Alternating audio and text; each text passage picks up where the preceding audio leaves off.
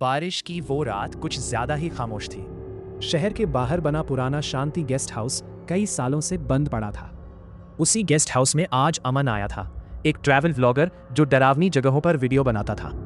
Reception पर कोई नहीं था, बस एक पुरानी रजिस्टर पड़ी थी जिसमें आखिरी एंट्री थी, कमरा नंबर 313। अमन ने मुस्कुराकर कहा, परफेक्ट जगह है कंटेंट के लिए। उसने वही कमरा ले लिया, कमरा 313। दरवाज़ा खोलते ही ठंडी हवा का झोंका आया। कमरे में सब कुछ ठीक था, बस घड़ी अजीब थी। उसकी सुइयां रुकी हुई थी। समय था 3:13। अमन ने कैमरा ऑन किया। दोस्तों, आज रात हम इसी कमरे में रुकेंगे।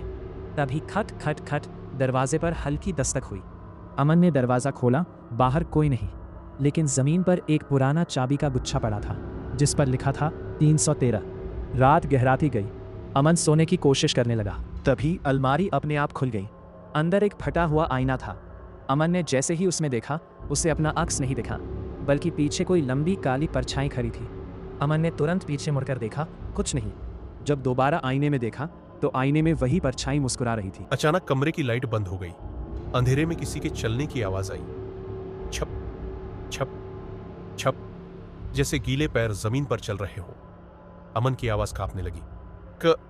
कौन है वहां? तभी किसी ने उसके कान में फुसफुसाया, तुम बहुत देर से आए हो। अमन भागकर दरवाजे तक पहुंचा, लेकिन दरवाजा अंदर से बंद था। घड़ी अचानक चलने लगी, टिक टिक टिक, और समय फिर से रुका। 3:13 दीवारों पर कुछ उभरने लगा। लिखावट थी, जैसे किसी ने खून से लिखा हो। जो 3:13 पर आया वो यहीं रह गया। अमन को याद आया, उसने रजिस्टर में आखिरी एंट्री देखी थी, लेकिन उसके बाद भी यह गेस्ट हाउस कई सालों से बंद था। तो फिर 313 में आने वाले लोग।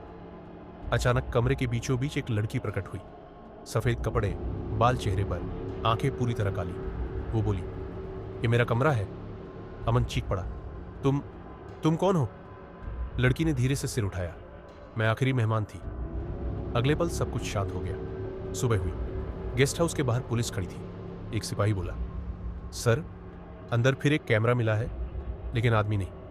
कमरा नंबर 313 में घड़ी अब भी 3:13 दिखा रही थी, और रजिस्टर में एक नई एंट्री जुड़ चुकी थी, अमन। कमरा नंबर 313।